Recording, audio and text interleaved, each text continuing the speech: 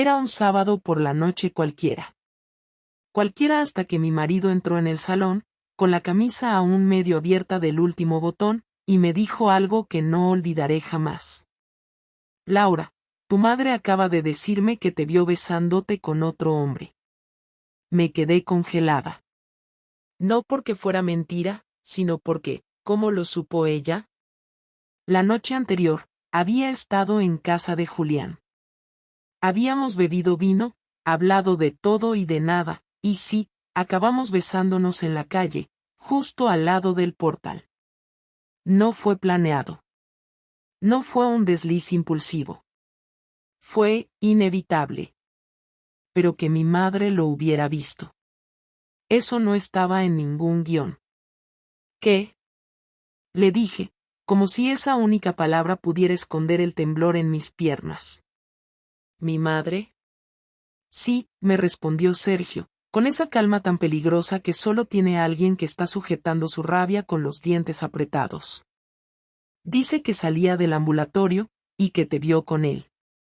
Que te paraste frente al 22 de la calle Cuba. Que lo besaste. Que te fuiste con él. Que no era la primera vez. Silencio. No supe qué responder.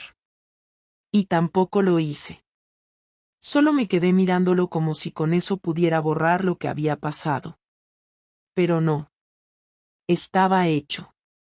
Mi madre, mi propia madre, la misma que me enseñó a disimular con una sonrisa cuando las cosas iban mal, había sido quien me delató.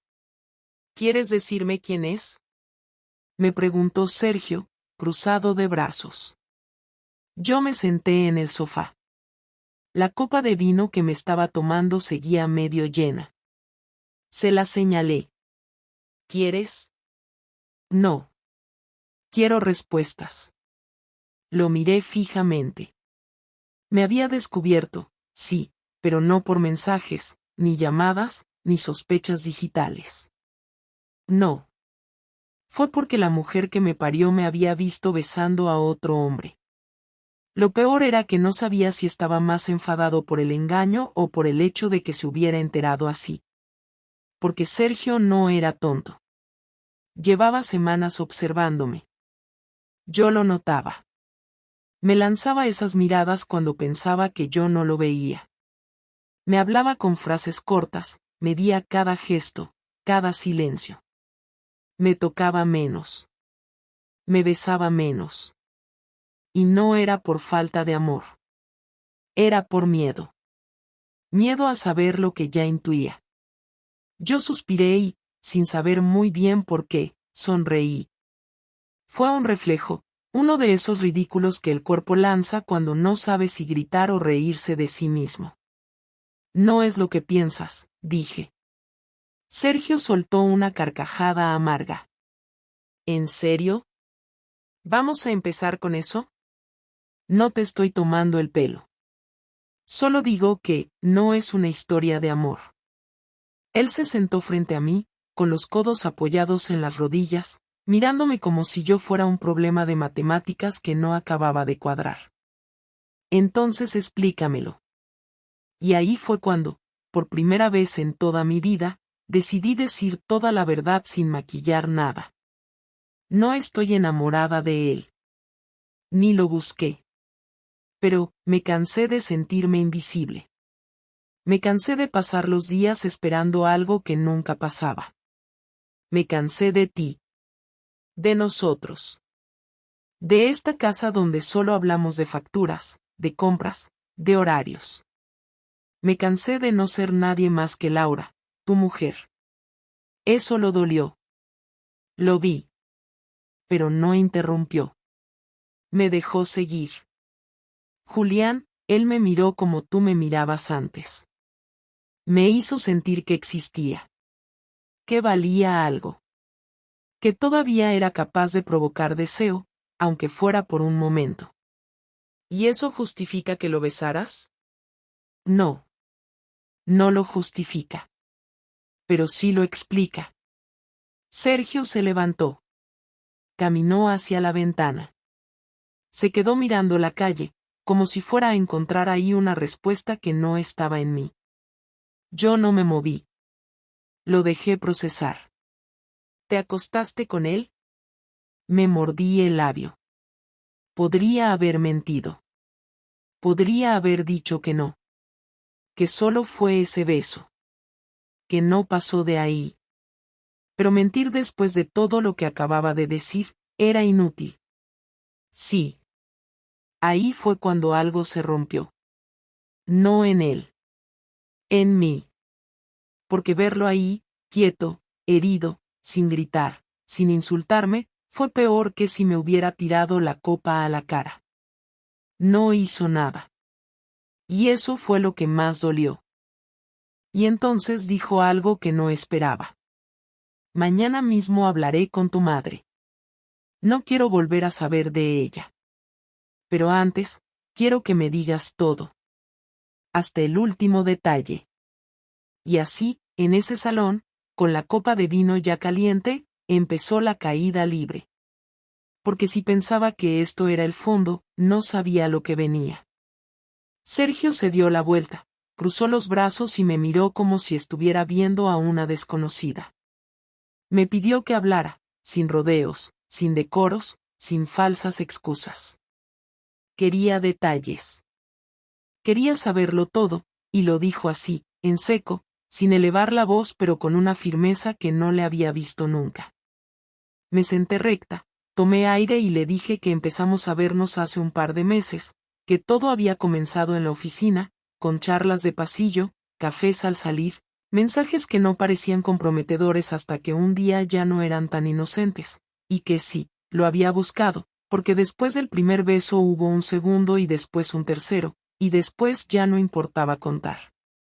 Le dije que no había sido por venganza ni por odio, que no me acosté con otro hombre para herirlo a él, pero que tampoco lo había hecho por amor a Julián, y que lo peor no era el sexo sino lo mucho que me aliviaba no tener que fingir con él, porque con Sergio llevaba meses sonriendo sin ganas, fingiendo que todo estaba bien mientras por dentro estaba seca. Agotaba de tener que ser siempre la que llevaba la iniciativa, la que ponía el entusiasmo, la que trataba de rescatar algo que ni siquiera sabía si se podía salvar.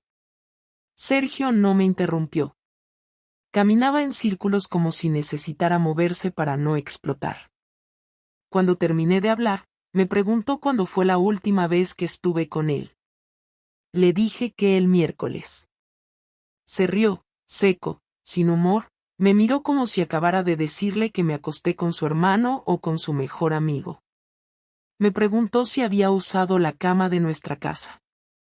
Le dije que no, que nunca lo llevé aquí, que siempre fue en su piso o en hoteles, y no porque tuviera respeto por él sino por miedo, porque sabía que cruzar esa línea sería irreversible.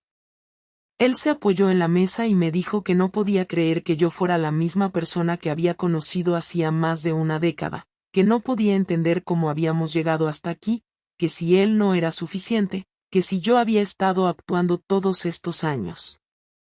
Me dolió escucharlo, más que cualquier otra cosa. Porque no había estado fingiendo todo ese tiempo. Si lo quise, mucho, y durante años fui feliz con él, pero también es verdad que en los últimos tiempos me sentía sola aunque él estuviera a mi lado, como si viviéramos en la misma casa pero en mundos distintos, y eso me fue empujando poco a poco hacia otro sitio. Entonces me preguntó si lo había planeado, si ya tenía todo pensado, si iba a dejarlo por Julián. Le dije que no había ningún plan, que ni siquiera sabía qué quería ahora, que lo único que tenía claro era que necesitaba sentirme viva de nuevo, aunque fuera por las razones equivocadas. Se quedó callado. Caminó hasta el pasillo, abrió la puerta de la habitación, y después volvió al salón. Me dijo que no me fuera, que no escapara, que no me atreviera a desaparecer esa noche porque aún no habíamos terminado. Me pidió que me quedara sentada, que no lo tocara, que no llorara, que no intentara acercarme. Me obedecí. No porque me lo ordenara, sino porque en ese momento no tenía fuerzas ni para defenderme. Era como estar en un juicio donde yo era testigo, acusada y jueza al mismo tiempo. Él desapareció durante 10 minutos. Se encerró en el baño. No oí ruido de agua, ni golpes. Solo silencio. Cuando volvió, me dijo que necesitaba pensar, que necesitaba estar solo, que se iba a dormir al sofá y que al día siguiente hablaríamos. Le pregunté si podía decir algo más, si quería preguntarme algo más. Me dijo que ya lo sabía todo, que ahora era mi turno de esperar. Me acosté en la cama sin cambiarme, con la ropa puesta, mirando el techo. No dormí. Solo pensaba en cómo una frase dicha por mi madre había hecho estallar todo. Ni los mensajes, ni las sospechas, ni mi comportamiento extraño. Nada lo había hecho sospechar como ese comentario de mi madre. Era irónico, porque había sido ella la que siempre me aconsejaba no compliques las cosas. Los hombres son así, no rompas tu matrimonio por una tontería. Y ahora, por una mezcla de torpeza o moralismo tardío, había abierto la caja que yo no me había atrevido a destapar. A la mañana siguiente me desperté con el sonido de la cafetera. Sergio ya estaba vestido, como si fuera a trabajar. Me dijo que había pedido unos días en el trabajo y que necesitaba estar fuera. Me preguntó si iba a ver a Julián. Le dije que no quería verlo, que todo esto me había reventado por dentro, que ni siquiera sabía qué sentía por él. Me dijo que me creía, pero que eso ya no cambiaba nada. Me dijo que no pensaba hacer una escena, que no quería que esto se convirtiera en un escándalo, pero que ya estaba tomando medidas. Le pregunté qué medidas. No me respondió. Solo me dijo que pronto lo sabría. Me pidió que no llamara a su madre, que no lo intentara arreglar con palabras, que no lo buscara para cerrar heridas. Me dijo que las heridas no se cerraban con excusas, sino con actos, y que yo ya había actuado. Me dolió, pero no dije nada. Él se fue. Cerró la puerta sin dar un portazo. No hubo gritos, ni amenazas, ni dramatismos. Solo un silencio brutal.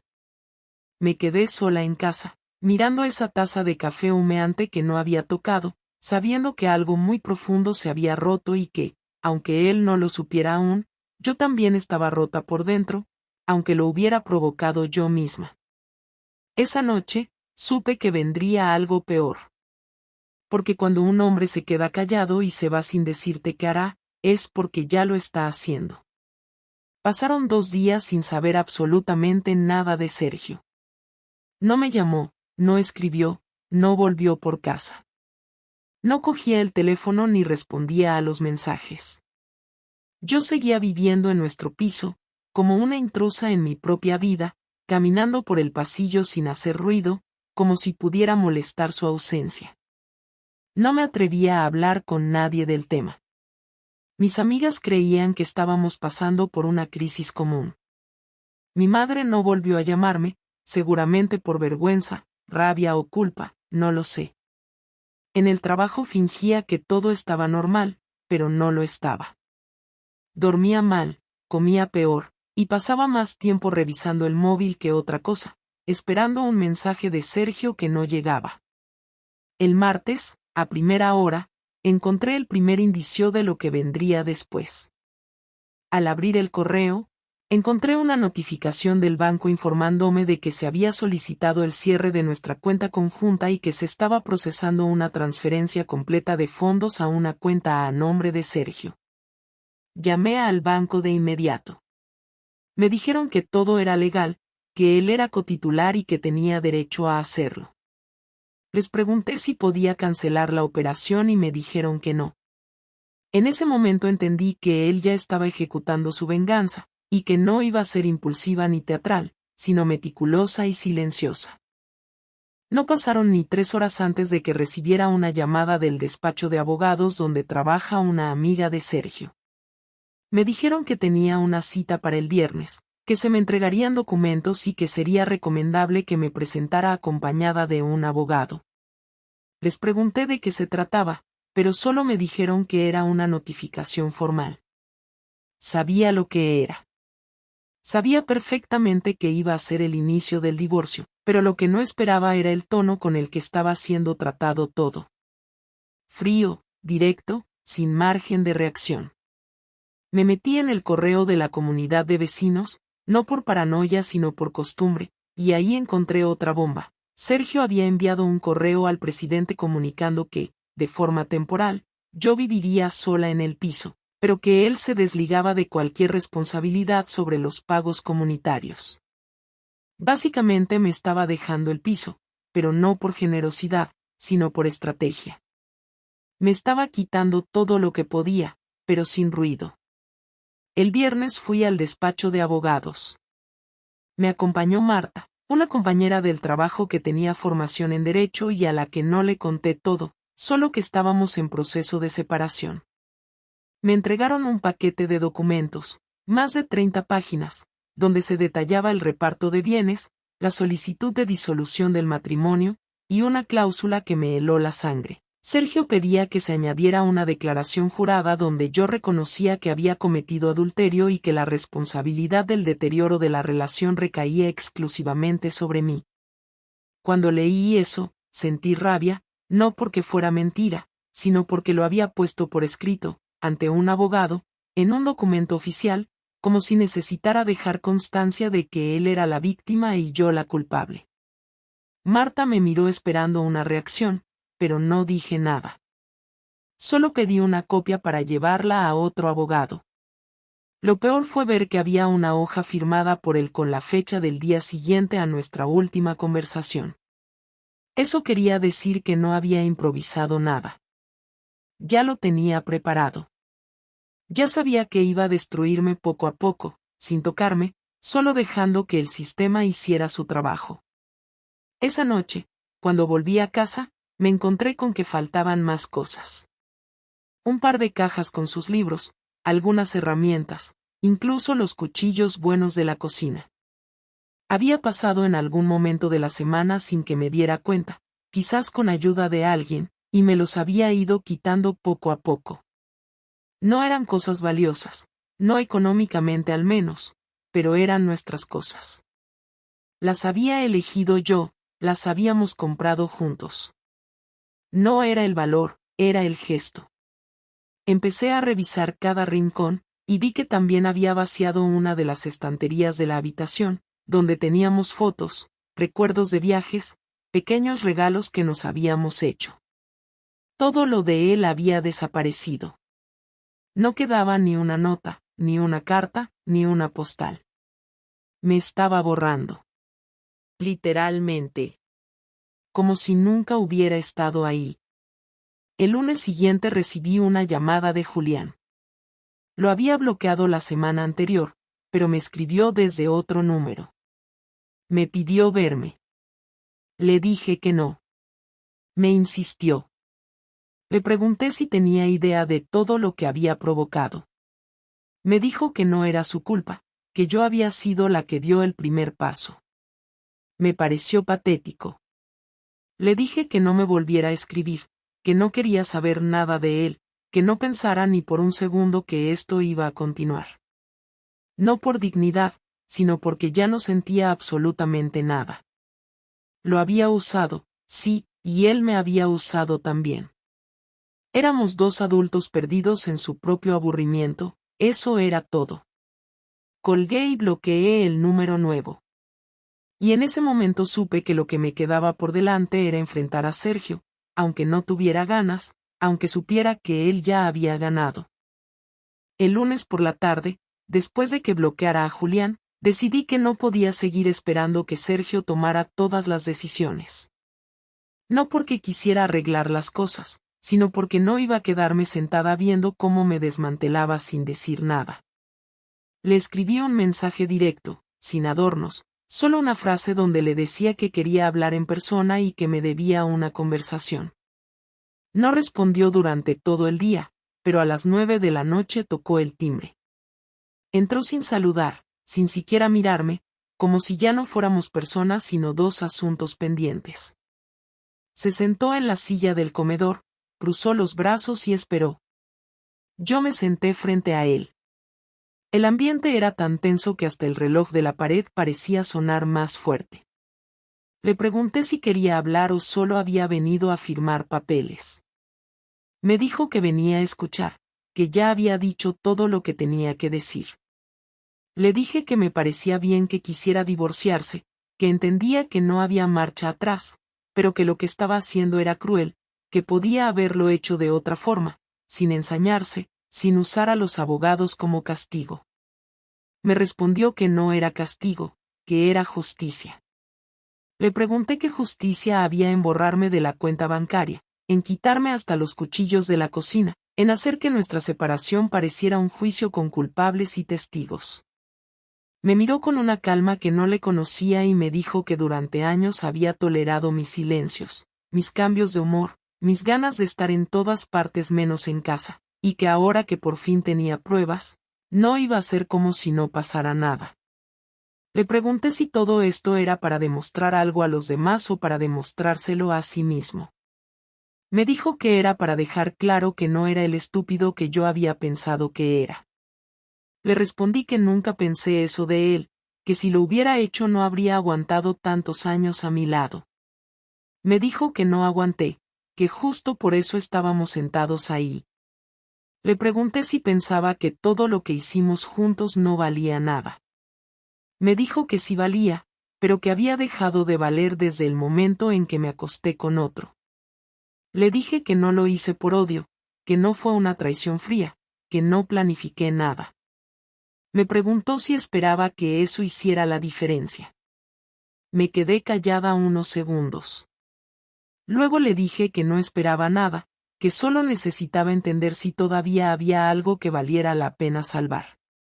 Me preguntó si eso quería decir que ahora sí quería volver con él. Le dije que no se trataba de volver, sino de no terminar todo como si hubiéramos sido enemigos.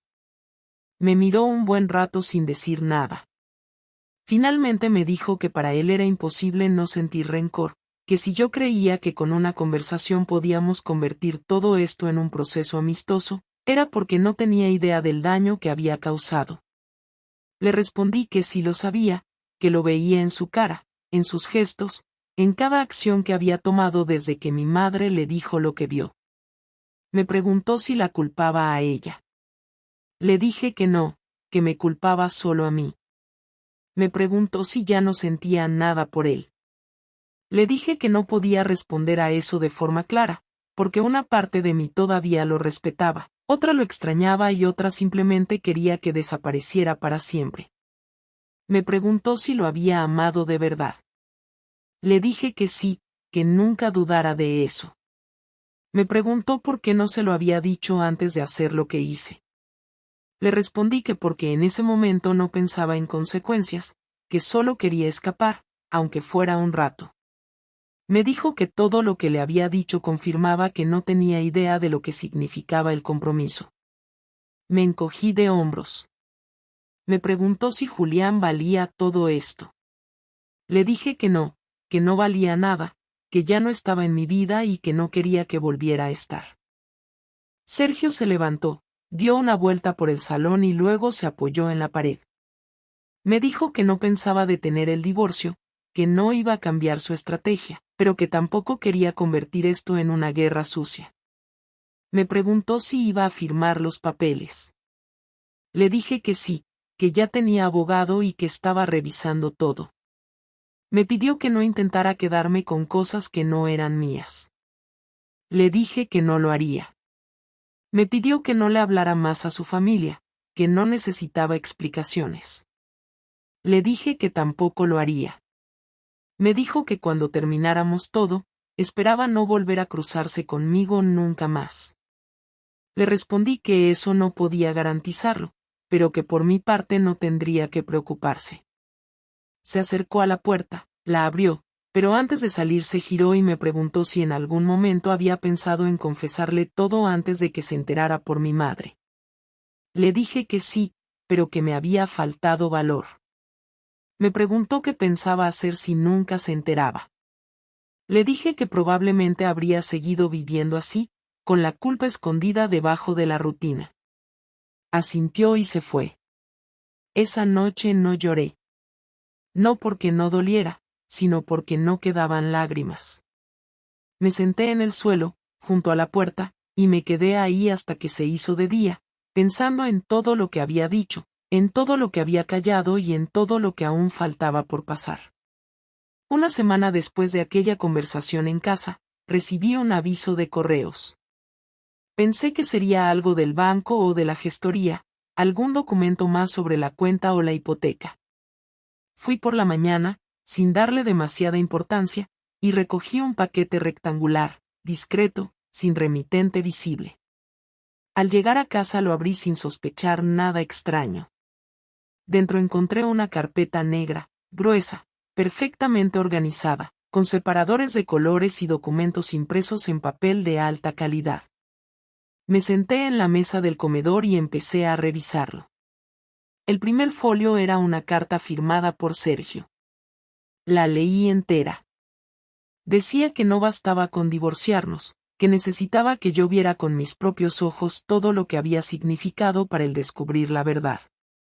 Me explicaba que había recopilado todo lo relacionado con mi infidelidad, desde mensajes de WhatsApp que había conseguido recuperar, hasta informes de localización que, según él, podía obtener gracias a aplicaciones que yo nunca supe que tenía instaladas en el móvil.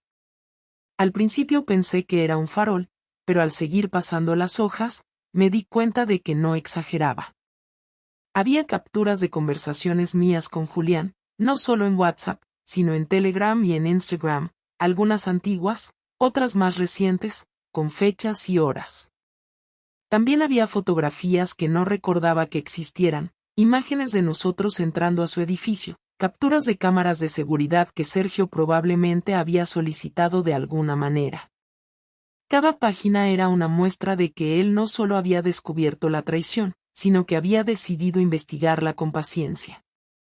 Lo más impactante no fue el contenido, sino la forma. No había insultos, ni comentarios pasivo-agresivos, ni amenazas. Solo datos, pruebas y una estructura que parecía más de un informe empresarial que de un drama personal. Me costó respirar cuando llegué al final de la carpeta y vi que había copias adicionales de todo el archivo, cada una con una etiqueta que decía entregado.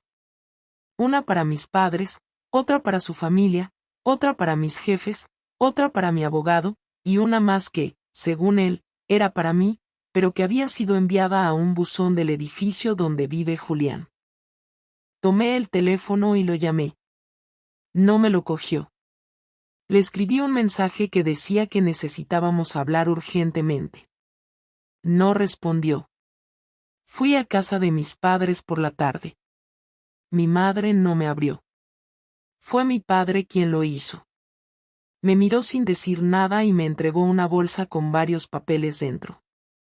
Me dijo que no querían hablar conmigo por el momento, que necesitaban espacio. Dentro de la bolsa estaba la copia del mismo informe.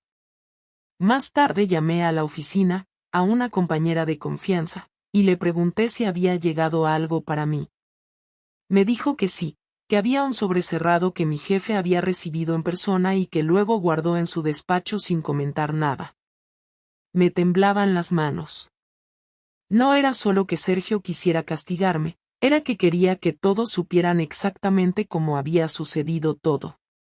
No le bastaba con la separación legal, quería arrastrarme por cada rincón de mi entorno, que cada persona cercana a mí viera lo que había hecho.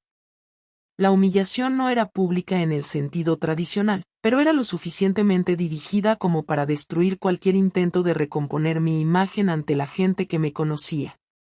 Esa noche volví a intentar llamarlo. Le mandé otro mensaje, esta vez más largo, pidiéndole que, por favor, no siguiera extendiendo esto, que ya entendía el daño, que ya había asumido todo, que no necesitaba arruinarme profesionalmente. No respondió. Apagué el teléfono. Me quedé sola en casa, sin saber a quién recurrir. Marta, la compañera del trabajo que me había acompañado al despacho de abogados, no respondió mis mensajes. Julián tampoco, aunque tampoco lo esperaba. Sergio había hecho exactamente lo que quiso, aislarme. Me quedé horas mirando los papeles, pensando en cómo iba a enfrentarme a las consecuencias de todo eso. Si los jefes decidían despedirme, No tendría recursos para mantener el piso. Si mis padres no querían saber nada de mí, no tenía a dónde volver. Y si esto seguía creciendo, pronto todo mi entorno sabría lo que hasta ahora solo era un problema íntimo. Al día siguiente me presenté en el trabajo con la cabeza baja.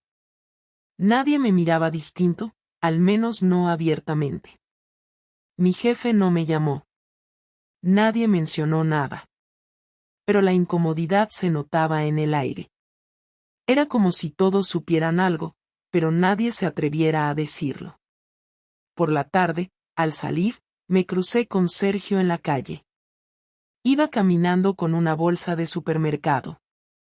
Me detuve y le dije que necesitaba hablar, que por favor me escuchara aunque fueran 5 minutos. Me miró sin expresión, como si no me conociera, y me dijo que ya habíamos hablado todo. Le pregunté por qué había enviado todo eso. Me dijo que porque no quería que nadie se hiciera ideas equivocadas sobre cómo habían pasado las cosas. Le pregunté si eso lo hacía sentir mejor. Me dijo que no era para sentirse mejor, era para que no quedara duda de que todo lo que vino después tenía una causa. Le pedí que al menos retirara la copia que había enviado a mi jefe. Me dijo que no lo haría, que si ellos decidían echarme, era problema mío. Le dije que ya era suficiente. Me dijo que no decidía yo cuando se acababa. Y se fue.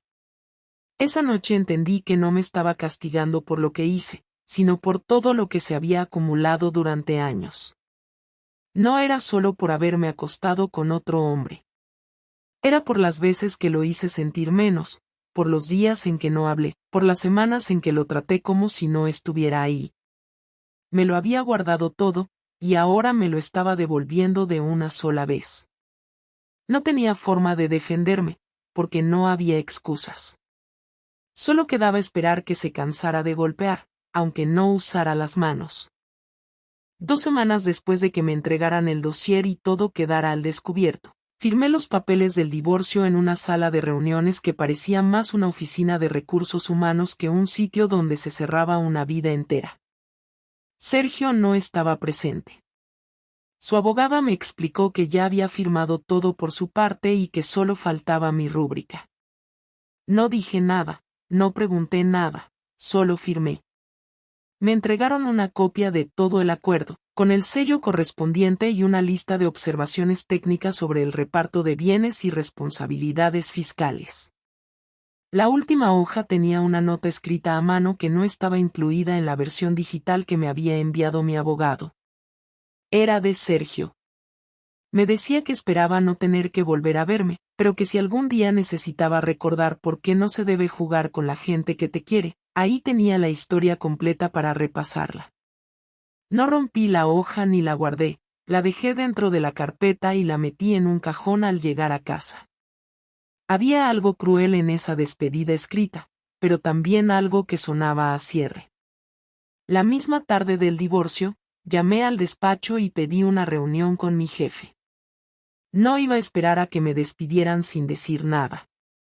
Me recibió con cordialidad, me ofreció café, y me preguntó cómo me sentía. Le dije que lo sabía todo, que había leído el informe, que no necesitaba explicaciones, pero que quería saber si aún tenía trabajo.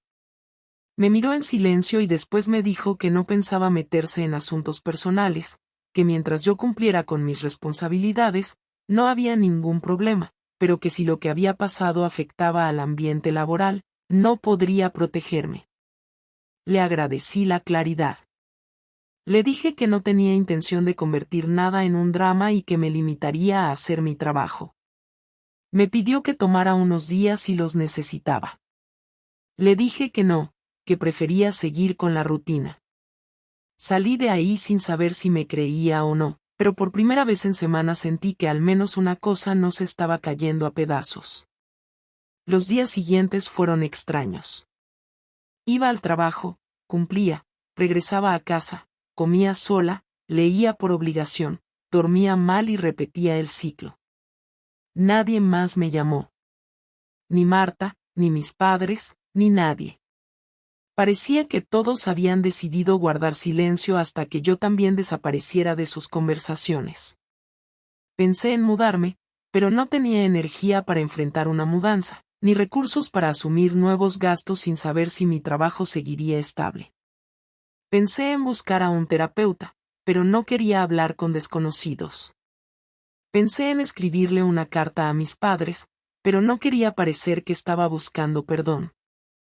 Durante una semana me limité a existir sin hacer ruido. No porque me sintiera culpable, sino porque estaba agotada. Una tarde, mientras revisaba correos sin importancia, recibí uno que no esperaba. Era de Julián. Usó un nuevo correo electrónico, uno que no tenía registrado. Me decía que había recibido el paquete de Sergio, que había leído todo y que había sentido vergüenza. No me pedía volver, ni explicaciones, solo decía que todo esto le había hecho reflexionar sobre su vida y que esperaba que algún día pudiera salir de ese agujero en el que me había metido. No le respondí. No porque estuviera enfadada con él, sino porque ya no había nada que decir. Lo nuestro había sido una fuga, no una relación. Nunca hubo amor, solo un intento de distraernos de nuestras realidades, y ahora que esas realidades nos habían alcanzado, solo quedaba asumirlas. Pasó un mes. Una tarde, al salir del trabajo, me encontré con mi madre en la puerta del edificio. No me avisó, no llamó antes, simplemente apareció. Me dijo que necesitaba hablar conmigo. Le dije que si venía a recriminarme algo, no tenía fuerzas para escucharlo. Me dijo que no venía a eso, que solo quería entender qué me había pasado. Caminamos por unas calles hasta sentarnos en una terraza vacía. Me preguntó por qué lo hice. Le respondí que no había una única razón. Me preguntó si estaba arrepentida. Le dije que sí, pero no por haberme acostado con otro, sino por no haber afrontado antes lo que ya no funcionaba. Me dijo que la había puesto en una situación difícil. Le pregunté si se arrepentía de haber hablado con Sergio. Me dijo que no. Le dije que entonces estábamos a mano. Me preguntó si pensaba rehacer mi vida. Le dije que todavía no sabía si tenía una vida para rehacer. Me miró con una mezcla de incomodidad y preocupación. Me preguntó si necesitaba algo. Le dije que no. Pagó el café y nos despedimos sin abrazos. Al llegar a casa esa noche, me senté frente al ordenador y abrí un documento en blanco.